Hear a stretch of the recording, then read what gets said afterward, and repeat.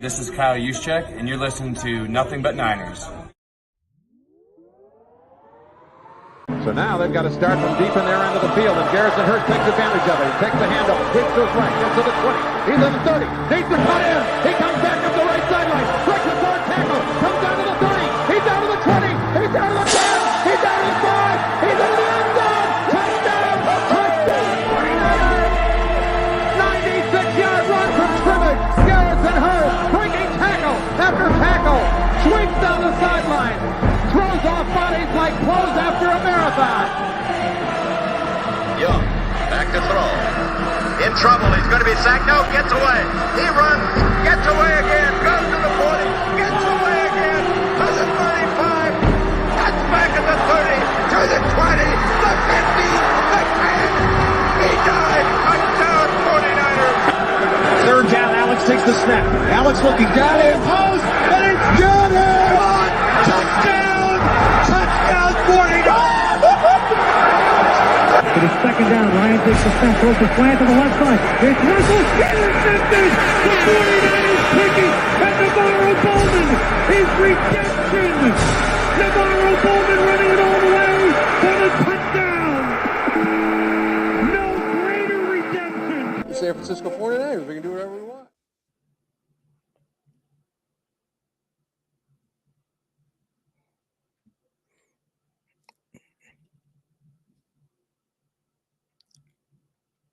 I think you might be on mute. Click, click, boom. What's going on, faithfuls? It's your boy Mike from the Nothing But Niners crew. We are back live for the first time in over a week. I am joined by my guest, Eric Crocker. Y'all know him. A man needs no introduction. Listen, we're going to jump right into this, man, because we got a lot to talk about. Yeah, Rob, I see, man. I was muted. I was all excited, man. I forgot to take the microphone off of mute and everything, but that's what happens when, you haven't done a show in a while, man. I'm a little bit rusty, so I apologize, but the hiatus, the wait is over, man. Eric Crocker is in the building, man. Eric Crocker, what's going on with you, big dog? Hold on, let me give a round of applause real quick. Come on now. Let's go, baby. Yeah. I'm doing good, man. I think I'm doing a lot better, or at least feeling a lot better than Brandon Aiyuk at the moment. And I know we're going to get into that, but golly, a disgruntled, and that's the words that Adam Schefter used, a disgruntled Brandon Aiyuk. Doesn't sound good. Yeah, man. This is kind of crazy. We saw the picture last night of him on the plane. It says Bay Area, and people posted it and everything. And I myself came to a conclusion that something's going on. He's going to be talking with the Niners very soon. And then we get the words today from Adam Schefter saying that he requested a meeting with the 49ers. And then Ryan Clark also said the same thing, and that he was with Jaden Daniels. And it is not a meeting of positivity, man. The words are basically that Brandon Aiyuk is kind of frustrated with the way negotiations are going, and he's taking things personal. So we'll play the clip really quick of what exactly Clark had to say. And I want to get your take on all of this, Croc. When we do this, let me take this background off really quick. Hold on. Let's get the background down. And I'm gonna pop this clip up here, and I just want to get your ideas on everything and what it all means, because this is gonna be big talk in the 49er fan base. This is gonna be big talk for a while. So let's just hear what Ryan Clark had to say really quick on this. And I will tell you this: when he sat with us, he did not walk into the room alone. First, it was Brandon Aiyuk. Second, it was Jaden Daniels. I'm not a tea leaf reader, but the way that sounds is that Brandon Aiyuk wouldn't mind playing in Washington. All right, we're going to stop right there, man. A disgruntled Brandon Aiyuk who also wouldn't mind playing in Washington. Eric Crocker, man, you got to break this down for me, man. I got to get your thoughts on everything. What the hell is going on with Brandon Aiyuk and the San Francisco 49ers? I think it comes to one big thing. And my co-host on Locked On 49ers, Brian Peacock, and I, we've discussed this ad nauseum throughout the offseason. I've discussed it a lot and kind of gave my thoughts on it. But I think that the 49ers love Brandon Aiyuk. I think Brandon Aiyuk loves playing for the 49ers.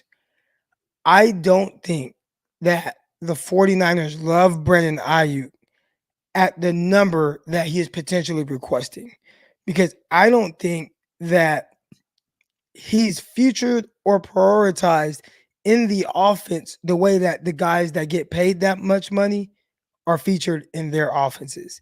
And I think that's the big holdup. Like, I don't think that Kyle, okay, when he's at home, maybe right now he's on vacation or Cabo or whatever he's doing, Kyle's sitting there and he's thinking about, oh, Christian McCaffrey, right? And all the different things we can do in our offense with CMC. And I got the best running back in the league, and he's going to do this. And I want to get the ball in his hands this way. And then, okay, then Deebo Samuel, we targeted him 11 times in the Super Bowl. And, I like throwing screens to him. And you know what, though? I can get the ball in his hands this way, and he can use his run after catch. Then George Kittle, man, he's such a terrific blocker. And I think, as a 1,000-yard pass catcher he was last year, we also can do this a little bit more. And then I think he gets to Brandon Aiyuk and the passing game, like in that part of the passing game.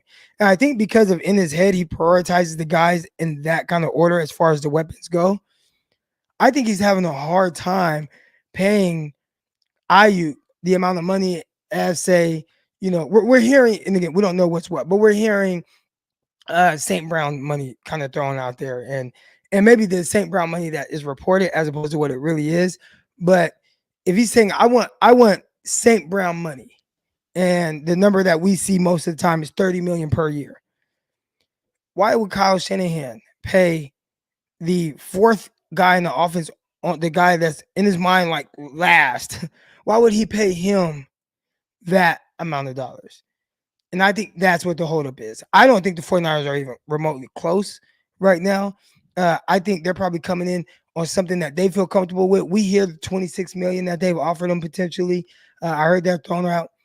That doesn't say anything about the guarantees, which could be much lower and make it pointless to take the 26. And I think that could be a big issue. And I think Brandon Aiyuk having to meet with the 49ers, I think it's like, dude, like, wait, what's going on with this? And do you guys never plan to utilize me like these other receivers? And if not, then maybe that could be why he feels a little disgruntled. I think more frustrated than disgruntled.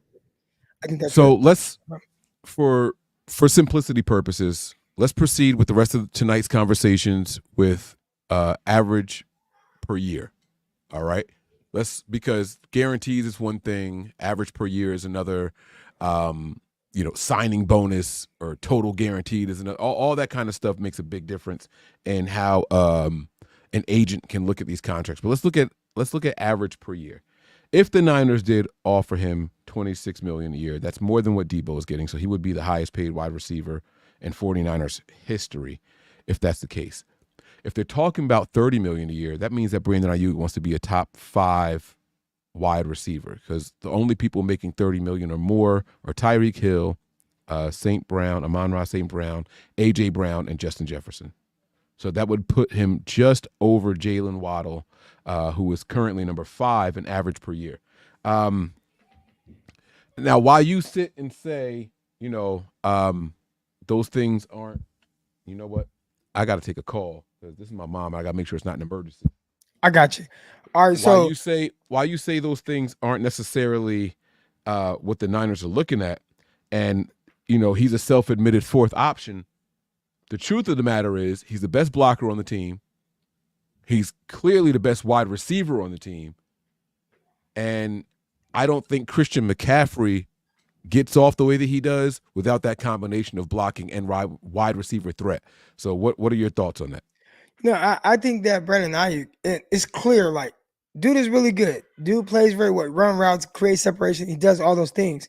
Kyle Shanahan, the biggest compliments that you hear about Kyle Shanahan is how innovative he is in the run game and a lot of his run game concepts. And I think the passing game for Kyle Shanahan works off of the run game. So even then, it's still not Brandon Aiyuk who is the priority in the offense. It's CMC and then working guys off of CMC. So for a guy who's going to touch the ball, a drastic amount more than Brandon Aiyuk, how do you justify paying Aiyuk more than him? Is it just because it's you pay him more because of the position and the positional value? Or do you really look at it and say, nah, man, we want to pay CMC and take care of him the way they did, which, they increased his money that he's making throughout this offseason, or excuse me, for the next 2 years as well. And I think that's where it really starts with the 49ers. So Brandon Aiyuk, and I remember saying this last year, like, man, Brandon Aiyuk, he's a 1,400-yard receiver on another team. Well, he's a 1,350-yard receiver on the 49ers. And even then, still does not get the same amount of looks as other guys. So I think there's a little projection going on with BA. I think he's looking at like, well, what if I was targeted as much as these other guys? And I still think it starts with Kyle Shanahan saying, well, I never intend on targeting you that amount. I think the Niners did a little bit of damage control for this negotiation period during the Super Bowl, if I'm being completely honest with you. The clips are out there. The cut-ups are out there. The All-22 is out there. Aiyuk was cooking on his route running, but he just wasn't targeted that much in the Super Bowl. I mean, and if the Niners had have won the Super Bowl, I could make an argument that Jawan Jennings was going to be Super Bowl MVP in that game, But where that backfired is the Niners lost that Super Bowl. And so Aiyuk said, y'all tried to do it without me, and look at what happened. You cut your nose to spite your face, right? So I think Aiyuk is kind of justified. Like, y'all don't target me as much as A.J. Brown gets targeted. Y'all don't target me as much as Justin Jefferson gets targeted, or Amon-Ra St. Brown, or Tyreek Hill, or Jalen Waddle, or Devontae Adams, or even Cooper Kupp. I don't get those kind of targets, but every time I touch the ball, I'm doing more than them. Right. And you talk about his 19 yards per reception, or league leading yards per reception last year. That can kind of attest to that. Obviously, some of it, Kyle would say, well, a lot of my scheme has you open over the middle for these chunk yardage plays. I think the biggest indictment against Aiyuk and getting the money and potentially even being a guy that they like big time feature is not just the targets, but it's the way that they don't look to, when I say feature a guy, it's not just about throwing on the ball. It's, you watch a Dallas Cowboy game, how often do you see CeeDee Lamb in motion? How often do you see CeeDee Lamb in motion? Then he's in the slot, then he's outside, and they're doing all these different things to give him the best look first, right? Or you're going to start off on the left side, you're going to motion to the right side, we're going to put you in a stack, you're going to have guys clear it out, you're going to come underneath, we're going to throw you the rock, we're going to get the ball in your hands. Kyle's not doing that for Aiyuk. Aiyuk has, it's an easy job, but he has one of the hardest jobs. It's an easy job in the sense of Kyle does good things that work off of the run and work with play action, timing, and getting him the ball in space. He does a great job of that. But also when it comes to being the hardest job, and this is what we saw in the Super Bowl, Aiyuk on dang near I'd say 98% of his routes ran, he has to win his route on his own. Like you're not getting motion to where a DB now has to play off, or you get him in space, or you get matchups against a safety or some nickels, and these things are consistent, or even linebackers at times. It is just Aiyuk, you're a stationary receiver, you're an X guy, you're on the ball, and you have to win this route for you to get the route. And there's a lot of that going on. And we saw that was a struggle in the Super Bowl, because it's like, well, there's times I am open, but then there's also other times where, damn, like, why I gotta work so hard every time? You can't do nothing. And it's like, I was like, right. Well, no, I'm not gonna help you, because it doesn't matter. It's my scheme. So I don't need you. I just need you to run this in my scheme, and I can get it to you. I can get it to Kittle. I can get it to Debo. I can get it to CMC. I don't have to make you the guy. And if he doesn't plan on doing that, why would you pay him 28, 29, 30 million a year? But well, that's kind of the thing, right? Like Kyle can say, I don't need to make you the guy because I can get it to the other pieces. But if Aiyuk isn't running the routes that he's running, those other pieces aren't open. And it goes hand in hand. It's all a big complementary system, right? That's what happens when you have a good scheme, right? So you end up having this argument of chicken or the egg. Like, is it this guy the reason for everything else, or is it that guy, or whatever? But because we have so many of those options, those big names here, and those names are all doing it the right way. Let's be very clear with what we're saying here. I did a show and we talked about, let me put the names up in there on the screen. I did a show with Wayne, and we talked about the top 3 wide receivers, or the top 3 pass catchers for each team. And the Niners had Debo, well, it was Aiyuk, Kittle, Debo, and Christian McCaffrey, and other teams couldn't get 2 wide receivers in there. You know, it was like a struggle for them to get those guys to the numbers that the Niners were getting. Like, so Kyle Shanahan's scheme is not anything to, you know, scoff at. However, if Kyle feels like, well, my scheme is why you're as successful as you are, Aiyuk's rebuttal should be, then why haven't you had any other receivers doing it at the clip that I did it in last year? Because they haven't had that. The Niners haven't had that. Kyle went out, not last year, but the year before, and said, oh, hold on now. Hold up. Debo. Nah, Debo wasn't doing per touch what Aiyuk was doing last year. He caught for 1,400 yards and led the league in yards per catch as well. This is the Jimmy. You talking about Jimmy overall. G? This is the Jimmy G Brock Purdy situation here, right? Because I think anybody in the chat, if you asked them, they would say Brandon Aiyuk is the better pure receiver. And I think everybody, if you ask, hey man, who's a better quarterback, Jimmy G or Brock Purdy? Everybody would say Brock Purdy. But the issue that Brock Purdy has and why people outside of the 49er land view him a certain way is because of what Jimmy Garoppolo did in his offense. Like, Jimmy Garoppolo was super efficient. He had good numbers. He was top 5 in a lot of categories. He was like the best quarterback from here to here. And he won hella games, right? Like, he did all these things. And now you have Brock, who, I mean, I think Brock Purdy's better than Jimmy G. But the people that push back are going to say, well, Garoppolo, a guy who got benched when he went to Oakland, did the same thing. Went to a Super Bowl, lost in the conference championship. Like, they did the same thing, right? So I think that's part of it, right? Where, again, nobody would say that Debo is just a better pure receiver. But you said, oh, we haven't seen it. We did see Debo have 1,400 yards and lead the league in yards per catch. You know, and I'm talking about 1,400 receiving and had like another 300 rushing. Okay. I mean, but that was 2 years ago. But you said you know, we ain't seen nobody do it. We did. I mean, I see what you're saying, right? But that was when Debo was kind of forced into that role of the wide back thing. Like, they kind of pushed him out there. But as soon as Christian McCaffrey came, Debo's numbers took a hit. They took a dive, right? And how often can we sit here and say, and Kittle has been a guy that's been heralded as the best blocking tight end in the NFL, right? Aiyuk's blocking grade is better than George Kittle's, right? Don't listen. I hate PFF.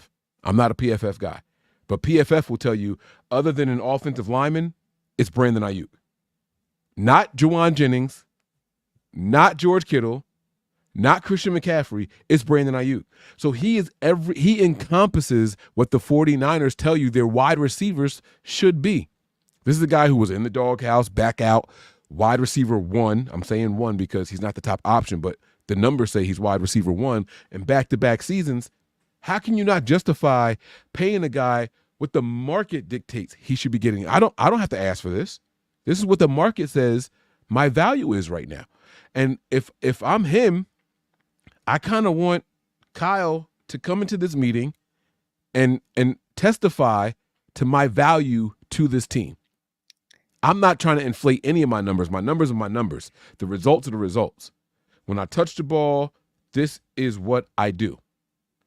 I want you, Eric Crocker, to tell me how we can sit here and say we're going to let our best skill position blocker out the door. We're going to let our best pass-catching blocker out the door. And then where's the substitute? A rookie in Pearsall?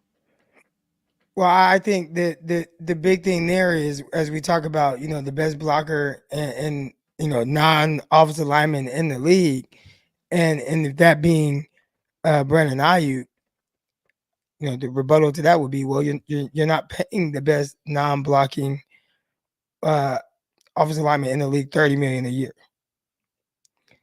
And I think for Kyle, you know, he looks at his scheme first, like before anything. He looks at his scheme. This is how I know. Years ago, it was written in an article, and a guy, it was a coach of the 49ers, and he said, Kyle Shanahan believes The scheme makes the quarterback. The quarterback doesn't make the scheme. If he thinks that about his quarterback, the most important position on the field, you damn sure better believe he believes that about the receiver position. Not that he doesn't want a talented receiver, not that he doesn't want a hyper talented guy, but I bet you he believes, hey man, we can get protection without having to pay a guy $30 million eating up that amount of cap space. I love that you said that, and I'm gonna tell you why. Because just 3 years ago, 3, when it was time for George Kittle to get paid, Austin Hooper was the highest paid tight end, right? He had a $10.5 million salary or something like that. And it was time for George Kittle to get that contract. The Niners paid him 50% more than the highest paid tight end because everything that they were saying was he's more than a tight end. He's an extension of the offensive line. He's a pass catcher. That's way different. No. We talk about the volume of blocking. Like Aiyuk. What are we talking about? Aiyuk can block on. First of all, Aiyuk's a dog when it comes to blocking, and he clearly takes great pride in that. Like I love every bit. First of all, I love Aiyuk. All right. Okay, come on. I love Aiyuk. I'm looking at it from why would the 49ers not pay him? And the reason why they won't. If I call my brother right now, matter of fact, my brother was the first one to point it out, and I'm like, damn. Then I started looking at it from that perspective. My brother is a diehard Dallas Cowboy fan. My big brother BJ, diehard Cowboy fan. And we're talking about Aiyuk, and he said, you know, your guys' issue is you guys don't value Brandon Aiyuk the same way we value CeeDee Lamb. Mm-hmm. And he's just talking about this guy in the offense, the usage, the different things they do with this guy. It really comes down to that. So with Brandon Aiyuk, them not being close and him having to call a meeting, right? Like when have you heard of that happening? But he's trying to figure it out. Like, where is the disconnect here? What more do you guys want me to do? Like, what do I need to do for you? And it's like, well, unless you're Julio effing Jones, I'm not sure how much more you can do to make me value you more right now. See, that's damage control. Debo was such a weapon that is like, okay, we could pay him because he's more than just at that time caught for 1,400 yards, then the 300, then okay, we could put him at kick return, all that right in key moments. Debo was so much more when he was about to get paid.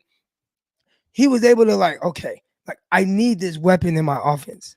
Yeah, I don't think he views BA as a weapon. I think he views him as a good receiver.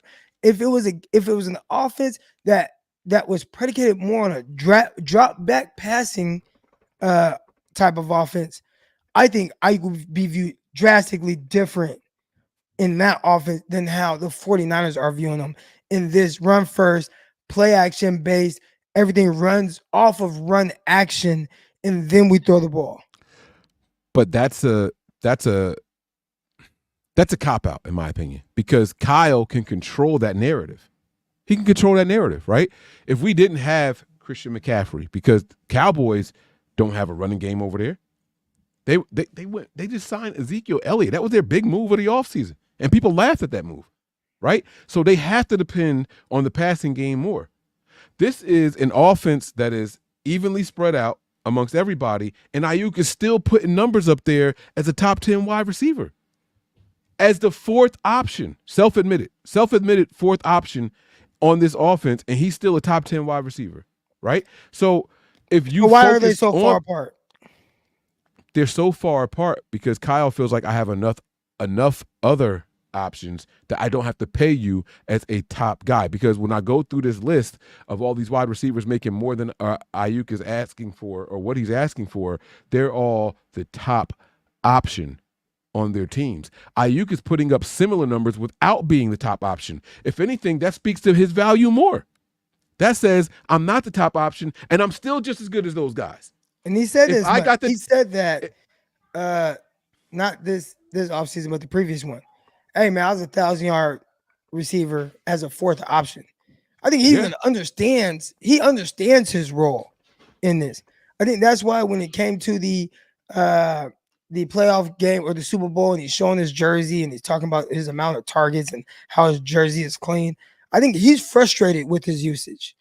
Absolutely. And it ain't going to change. He's going to have the games where he gets targeted 8 times, 9 times. Aha. And then he's going to have a bunch of games where he gets 3 targets or 4 targets. And it's like, how does Brandon Aiyuk in a game get 4 targets?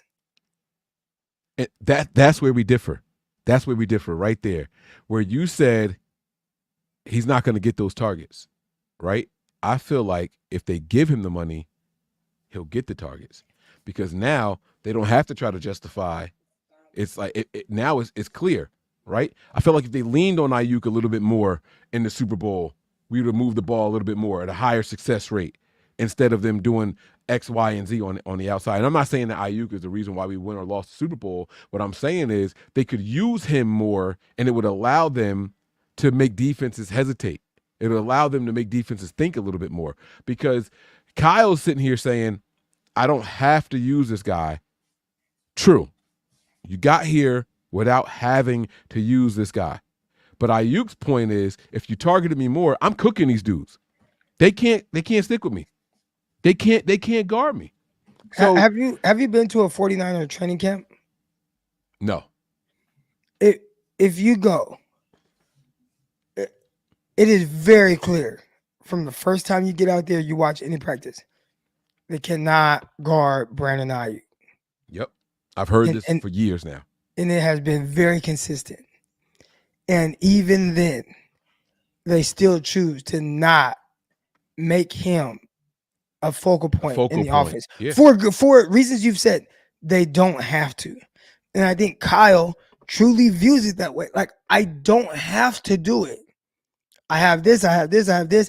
And if you go back even to his Atlanta years, and I don't have these numbers in front of me right now, but Julio Jones, in 2015 season, Julio had like 200 and something targets. The next year, you see his numbers real kind of fall off. I think he had 88 catches the next year. That's what Kyle would ideal. He doesn't want to target Julio 200 times and then where he has 130 catches or whatever he has. Like, that's not what he wants to do.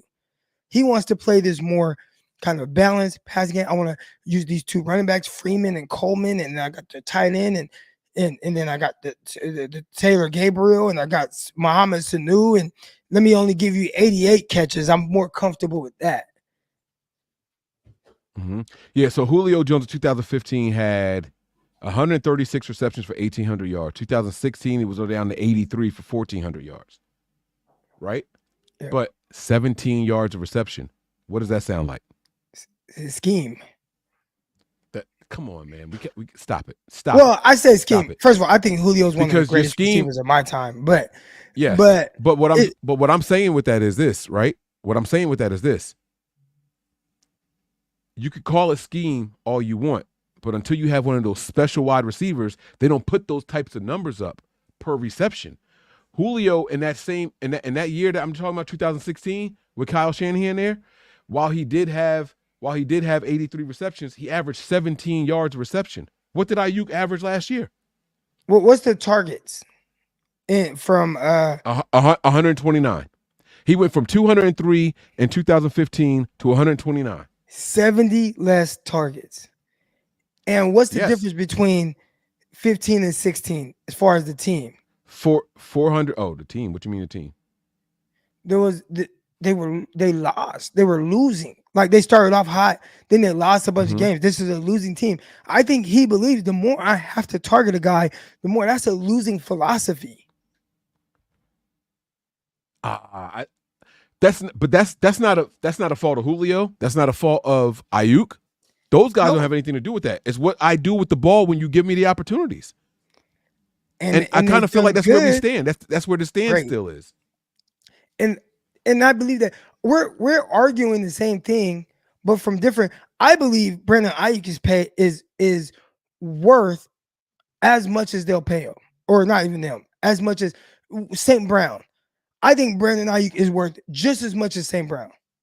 Come on, bro. I think Brandon Aiyuk is worth $30 million. I don't think, and I just haven't thought this, that Kyle will ever want to pay him that. Like, he just doesn't. He don't have to, though. The market is the market. That's why they paid George Kittle. George Kittle wasn't worth 50% more than the highest paid tight end in the NFL at the time. He wasn't. What the market was, is the market. What was DeForest Buckner, right? And you're right. The market is the market.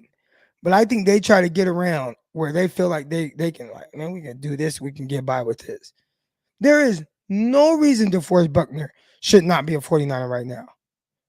He was terrific. He was a leader. He didn't miss games. He was healthy. He was productive. He was a hard worker. DeForest Buckner was everything you want. But he wanted to get paid a certain amount of dollars. And the 49ers weren't comfortable with paying him that.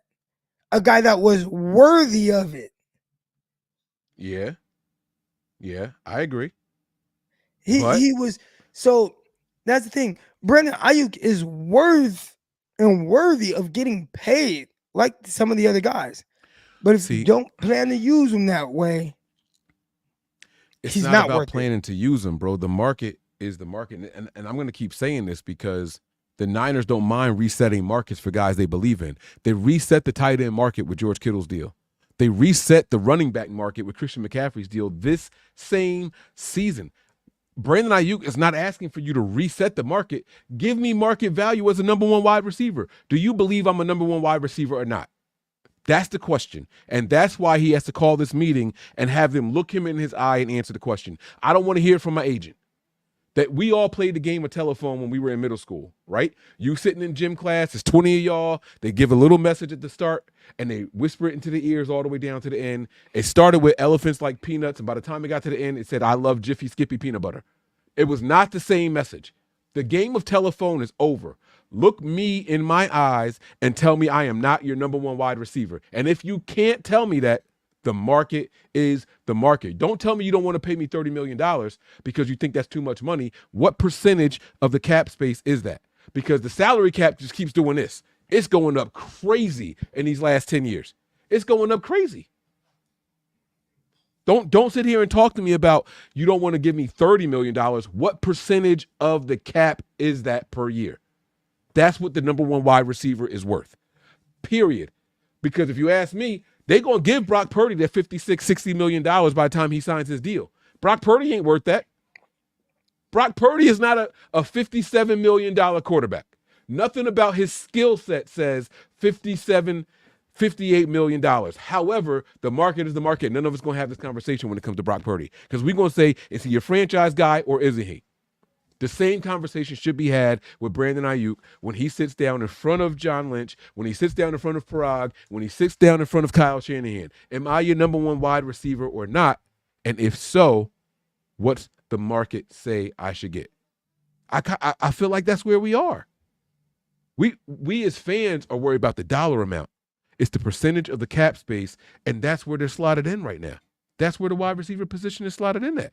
You give Brandon Aiyuk $26 million, he's essentially making less than Debo. While Debo got his deal 3 years ago or two or 3 years ago at 23, that's a higher percentage of what the cap was at that time than what Brandon Aiyuk is getting right now in today's cap space, percentage-wise.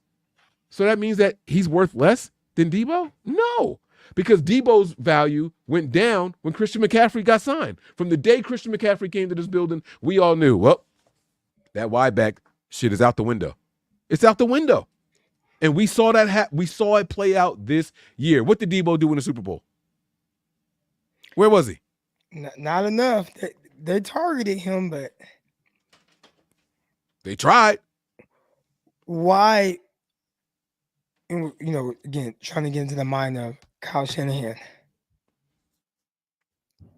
Why did Debo get targeted 11 times and not Brandon Aiyuk? Come on, bro. Because negotiations were coming up. That's my opinion. It's not about negotiations. It's about why the negotiations have gone the way they go. I don't know, man. The Niners have some decisions to make. That's what I think. I think they have some decisions to make. I want to ask you a question off of this, and we're going to come right back to it, and I'm going to let you go, right? We're going to wrap this thing up soon. But do you watch hockey, Eric? No. Okay. I have watched hockey playoffs, but not this year. I think hockey, real quick, sneaky has the third best playoffs. I think it's NFL, MLB, and then hockey. and then NBA.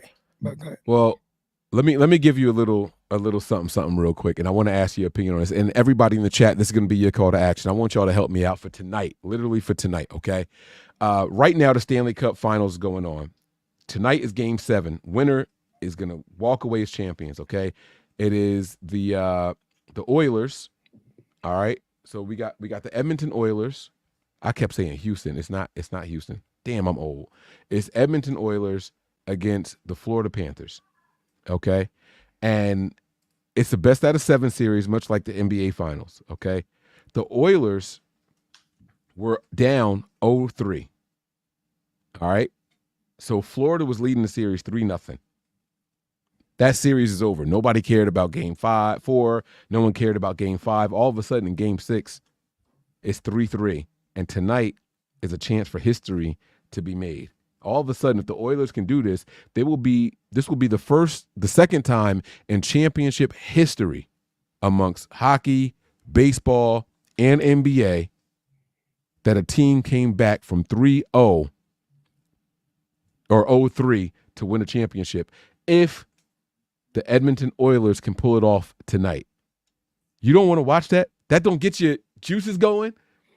Like, that don't make you excited about hockey just a little bit? I gotta go buy a washer and dryer set with my wife for the house. I'm just saying, if you, all right, so I don't have a rooting interest, and this is my call to action. I want the viewers saying because of the local. Okay, I get that, but I want y'all to help me find a rooting interest for tonight. I'm watching tonight's game. I kind of want to see the team that was up 3-0 lose it all. I'm not gonna lie to you. I kind of want to see the upset, bro.